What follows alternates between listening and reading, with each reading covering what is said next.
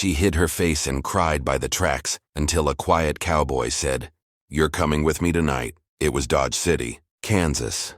October 17th, 1884.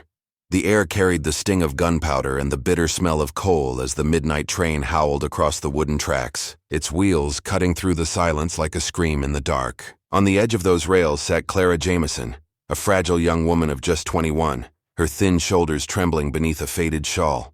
Her face was buried in her hands, tears slipping between her fingers, but no one in town cared enough to ask why. She had escaped a night of cruelty, running barefoot from a saloon where her stepfather's debts nearly cost her everything. Alone now, with only the whistle of the train for company, Clara felt the weight of hopelessness pressing down. But then from the drifting shadows a figure emerged, a quiet cowboy, boots brushing the dirt, hat low over his eyes, his voice steady as he said, "You don't belong here." Clara lifted her head slowly, her tear-streaked face pale beneath the flicker of the lantern light by the station, her dress torn and smeared with dust, her eyes wide and red as the distant whistle of the train carried a haunting cry into the night air, reminding her of the escape she longed for but could not reach. Her hands trembled as she clutched the thin fabric around her shoulders, and her heart pounded so hard she thought the sound alone might give her away to the men who would soon be hunting for her. Every breath carried the weight of fear, for she knew her stepfather's boots would strike the ground of Dodge City before the night was through, dragging his debt and his cruelty behind him, and she would be the price he intended to pay. She had fled the stench of whiskey and the greedy hands that had tried to claim her, her legs carrying her blindly until the tracks rose before her like a final line between captivity and hope. But hope had no shape, no path, no promise, only a horizon too far and too dangerous to trust. Her body sagged against the wooden post by the rails, her spirit torn between running and surrendering, when she felt a shift in the night air, a silence that was not empty but watchful, and then she saw him. The cowboy stood a few feet away, tall and still, the brim of his hat hiding most of his face, but the outline of his jaw was hard, and the way he carried himself told her he had walked through storms far worse than hers. His voice came low, steady, almost quiet enough to be lost in the wind, but she heard it, and it struck through her fear like a sudden fire. "You can't stay here."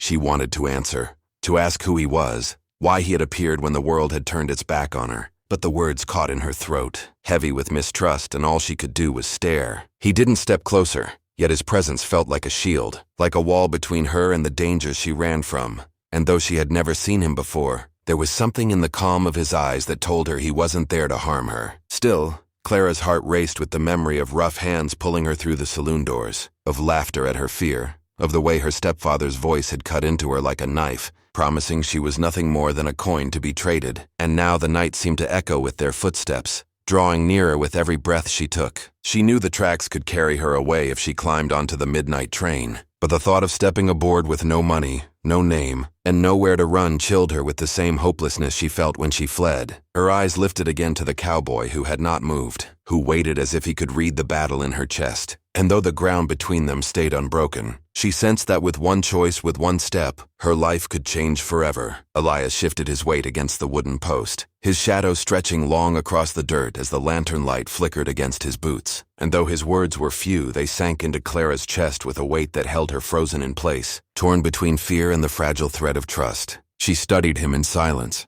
her breathing sharp, her pulse unsteady, her hands clutched tight around the fabric of her dress as if letting go might break the last shield she carried. And yet there was no threat in the man before her. His coat was worn, dust clinging to the edges, his hat pulled low, but the steadiness in his gaze pierced through the darkness and gave her something she hadn't felt since childhood: safety.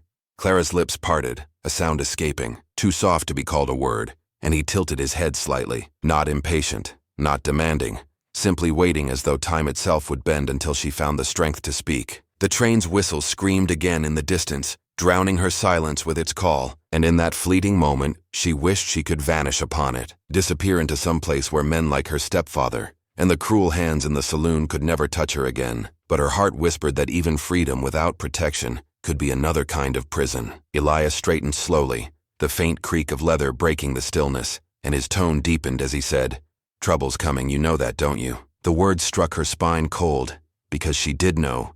She felt it in every gust of wind that carried the echo of boots across town, and the image of her stepfather's rage carved itself into her mind. She wanted to ask why this stranger cared, why he lingered when every other soul had looked away.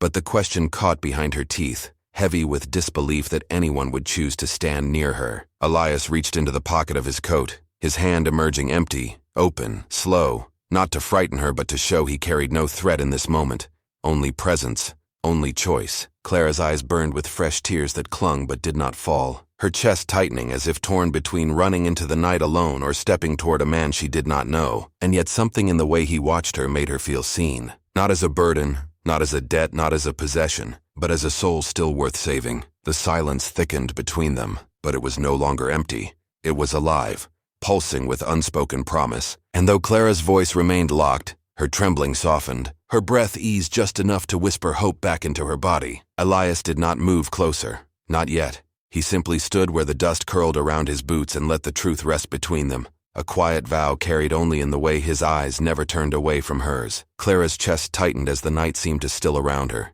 the air heavy with the weight of choice, and when Elias finally moved his hand forward, it was not with force or demand, but with the calm certainty of a man who knew storms, and yet never feared their wrath. His palm steady, fingers open, an offer without chains. Her eyes flicked to the track stretching out into the darkness, iron lines glowing faintly under the moonlight, a path that could lead her to freedom or bury her beneath its wheels. And in that fragile moment, the sound of the train's whistle cut through her doubt, sharp and haunting, a reminder that escape carried as much danger as staying.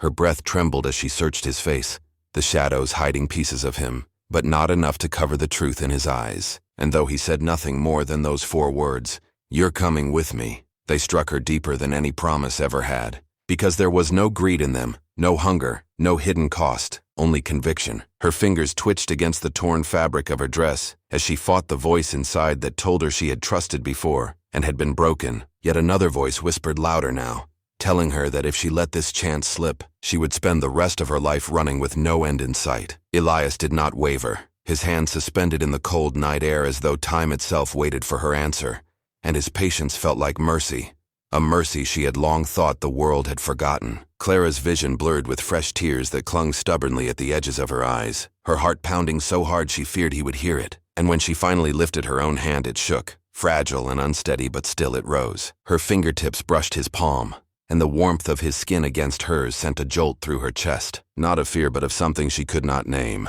something that felt like safety pulling her back from the edge of despair. Elias's grip was firm but gentle, a silent vow that he would not let go, and though his expression remained unreadable beneath the brim of his hat, she felt his strength settle into her bones, quieting the chaos of her thoughts. For a long breath, neither moved, the world narrowing to the single bond between their hands, until finally he gave a small nod, a signal that the decision had been made. Clara swallowed the lump in her throat, her voice too broken to speak, but her silence no longer felt like defeat. It felt like agreement, and as he drew her slowly to her feet, the tracks behind her faded into the night. No longer a promise, no longer a threat, only a memory left behind as she stepped toward a future she could not see, but dared to believe might exist. Elias tightened his grip on Clara's hand and led her away from the rails, his boots sinking into the dust as the wind shifted and carried with it the faint sound of voices that did not belong to the night, low and harsh, drawing closer with every passing second, and Clara felt her chest seize with dread because she knew those voices too well. Her stepfather was out there,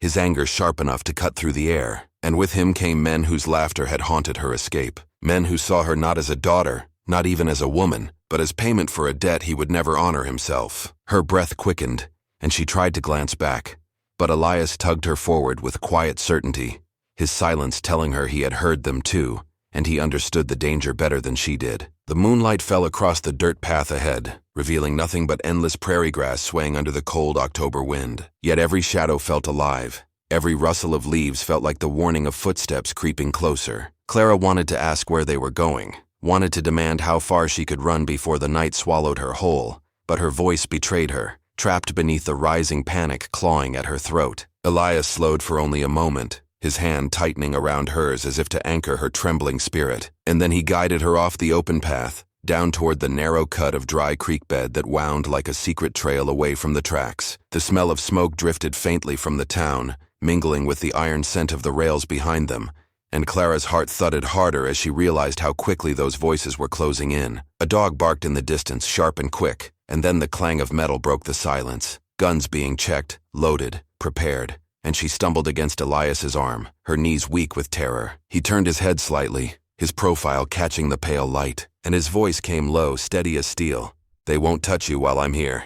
The words should have comforted her, but the sound of boots striking against gravel shattered the night. Too close, too many, and she knew if they were caught, Elias's promise might cost him his life. The prairie felt endless yet suffocating, each blade of grass whispering with the weight of secrets, and the world seemed to narrow to nothing but the rhythm of her breath and the pounding of pursuit closing the distance. Elias pulled her deeper into the shadows, his movements precise, practiced, as though he had walked through ambushes before, and Clara clung to him, every step a battle between fear and the fragile hope he had given her. The voices behind them grew louder, curses slicing through the dark, and one of the men called her name, long and cruel, dragging her back into memories she fought to leave behind. She flinched, but Elias's hand squeezed hers tighter, commanding her to keep moving, and as they pressed further into the wilderness, the night itself seemed to bend around them, hiding them within its folds. Though Clara knew the danger was far from over, and that every second stolen from pursuit was borrowed time that could vanish with the next breath, Clara's legs ached as the prairie stretched endless before her.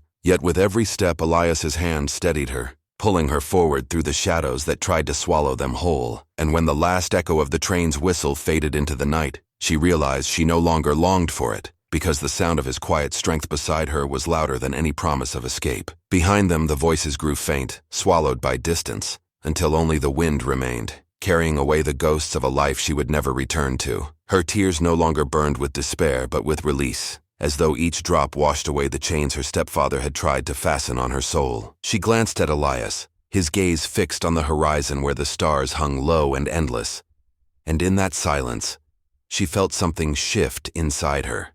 Not safety alone, but the fragile spark of belonging. She did not know where he would lead her, nor what dangers waited beyond the dark, but for the first time the path ahead was hers to choose. And as the night closed around them like a curtain, Clara walked into it not as a broken girl by the tracks, but as a woman who had finally found the courage to live.